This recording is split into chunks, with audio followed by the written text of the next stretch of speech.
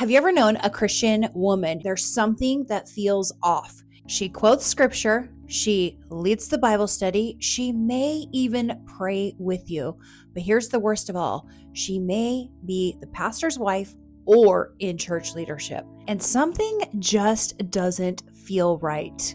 I want to help you spot a narcissist as quickly as possible to save yourself as much pain as possible.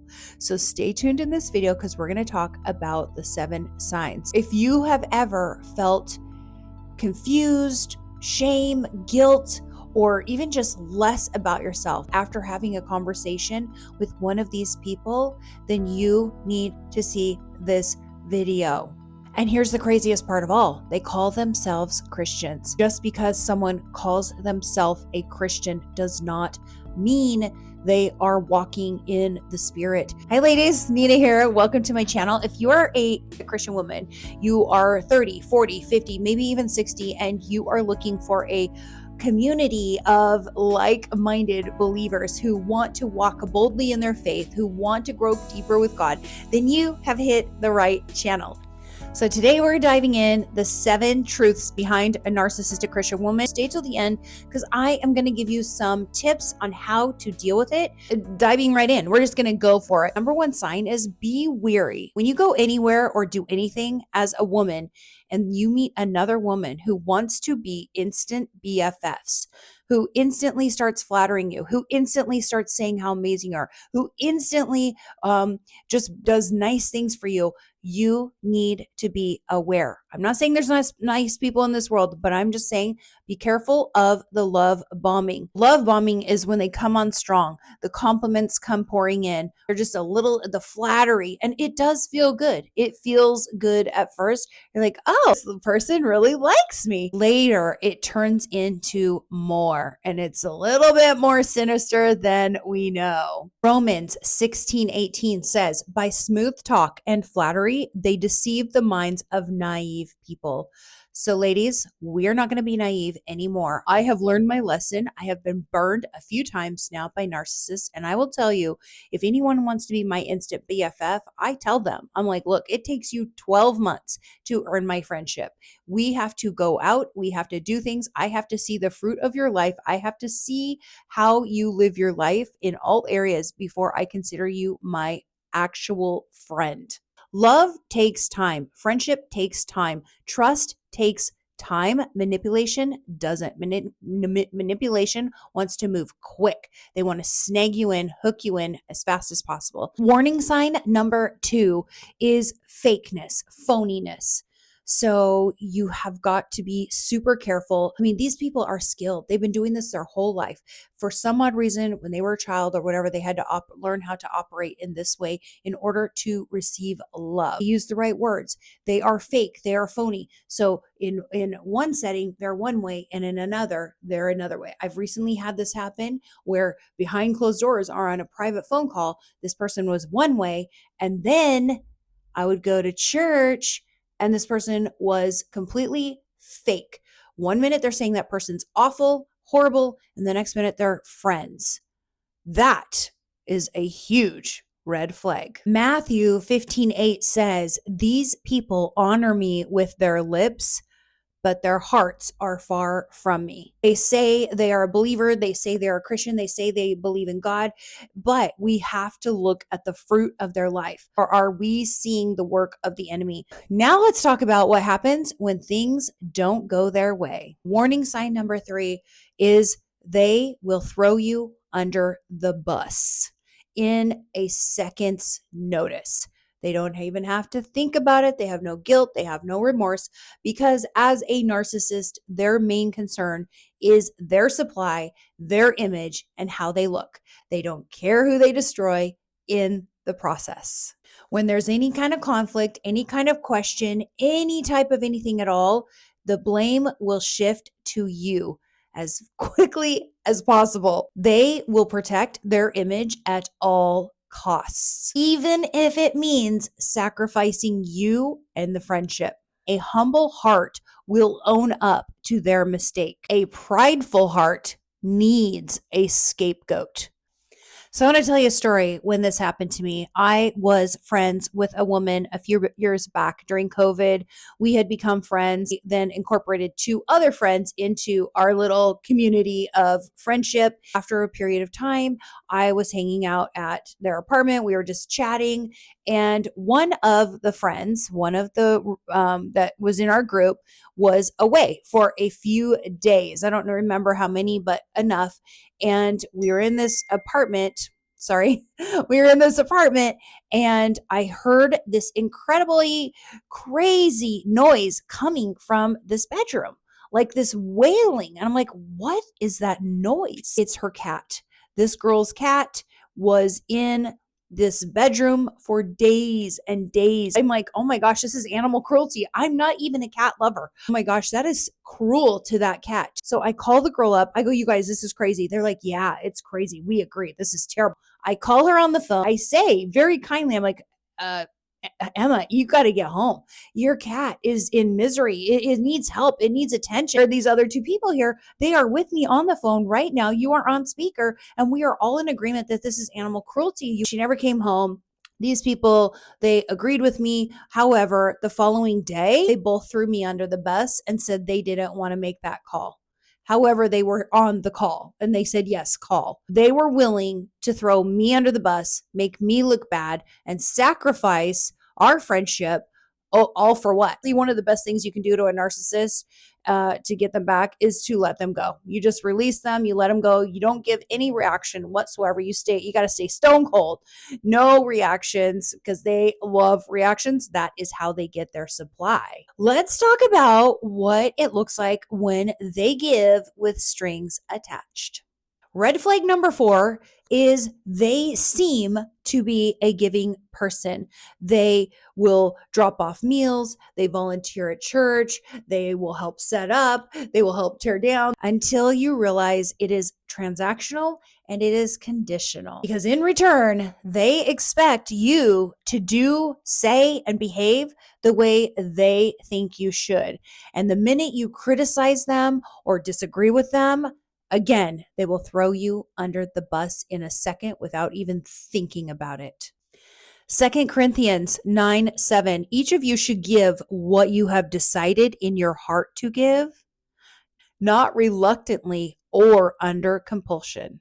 I've heard for years and years, like if they helped me out of a situation or anything, that help, that gift that they supposedly gave you was never forgotten. It was never let go, and it will be held over your head forever. Watch out, because narcissists, they love giving with conditions. It is their favorite thing to do. So you've got to be careful and watch out. So if you've ever felt like you owed someone something for helping you, then stay tuned, because the next red flag will explain why. 5th red flag, warning sign, alarm bells where they should be going off, is control. So if you feel controlled, if you just feel like they want access to you, your decisions. They want access to you. They want access to your stories, your future, your feelings, your decisions. They want access to your time, your friendships, your relationships. They want access. They may guilt you or shame you if you don't include them in something. If you tell a narcissist no, or if you criticize them in any way, shape, or form, watch out. God gives freedom. God does not cause confusion. God does not have guilt or shame. So if somebody is walking with the Holy Spirit and they are guilting you and shaming you, that is a huge red flag. If you feel guilty or shame, or you are questioning or doubting yourself in any way, shape, or form, then you are looking at a potential narcissist. So the funny thing is a narcissist, they can dish it, but they can't take it. They cannot handle criticism. Deeply, deeply insecure. However, at the same time, it's kind of a weird thing. They kind of actually think they're better than everyone else.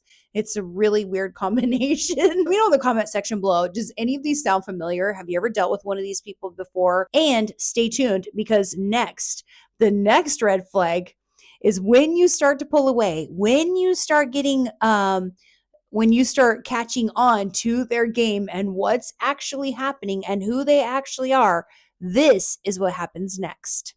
Warning sign number 6. So when you start to do that and you start catching on, what are they going to do? They are going to run a gossip and smear campaign against you.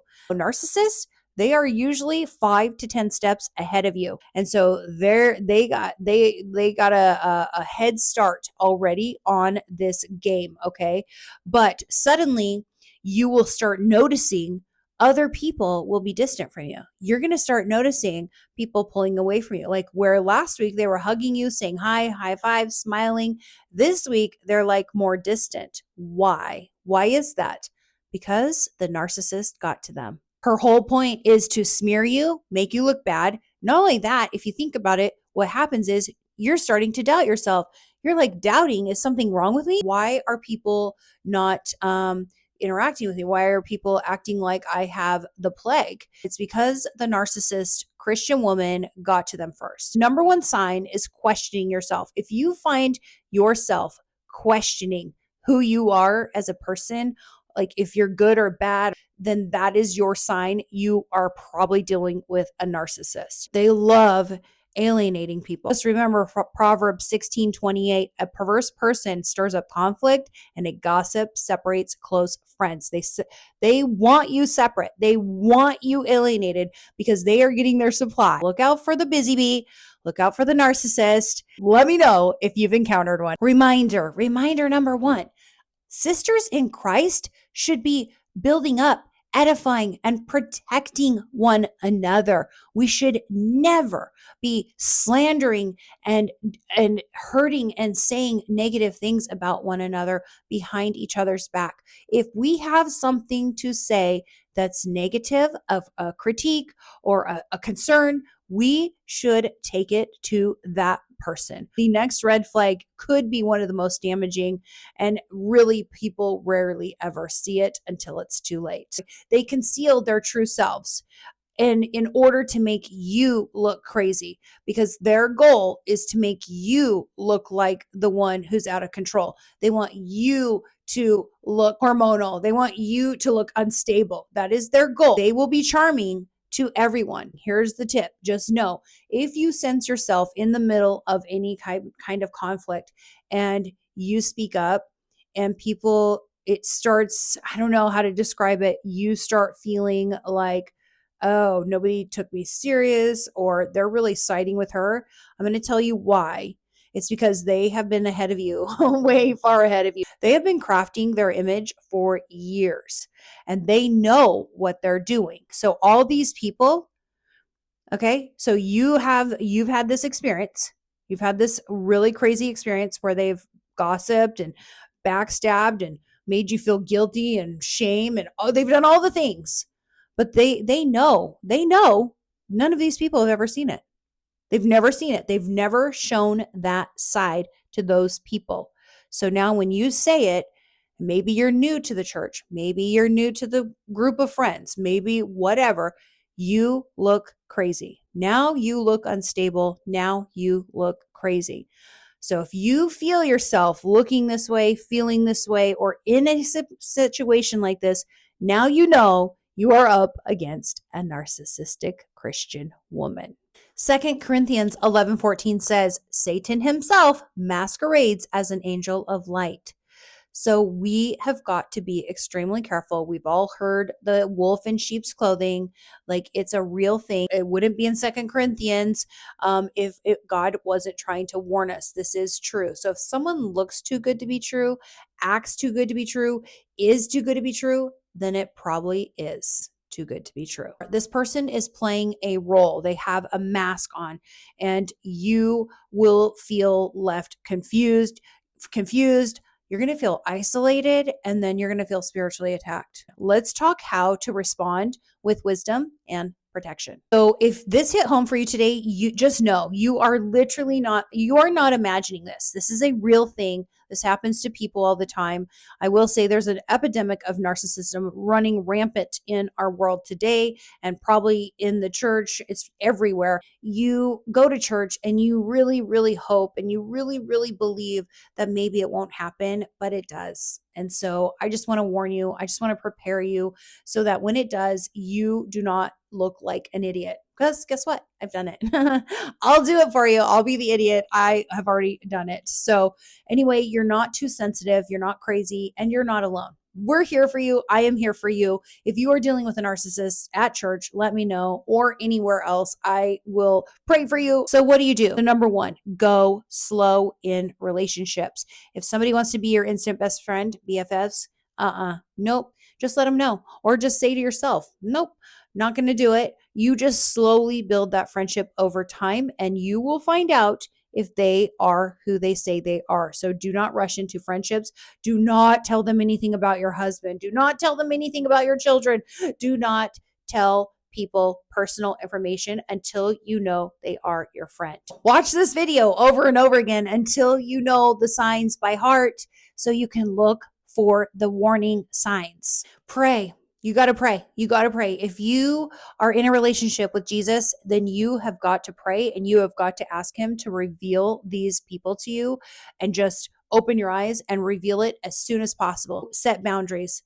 Just pray, set boundaries, know your boundaries and set them well. Have a mentor, seek wise counsel. You are going to need someone to bounce things off of, scenarios off of, just so you know, because you're going to start feeling crazy if you're dealing with a narcissist. So you need someone to help you stay, stay sane. Just know if you are praying and you are asking God to help you, he will lead you out of these toxic relationships and he will lead you into godly, aligned, believing, edifying relationships with other women believers who will help you, support you, speak truth to you, sharpen you. Drop a comment if you've ever experienced this at church before or with a Christian woman.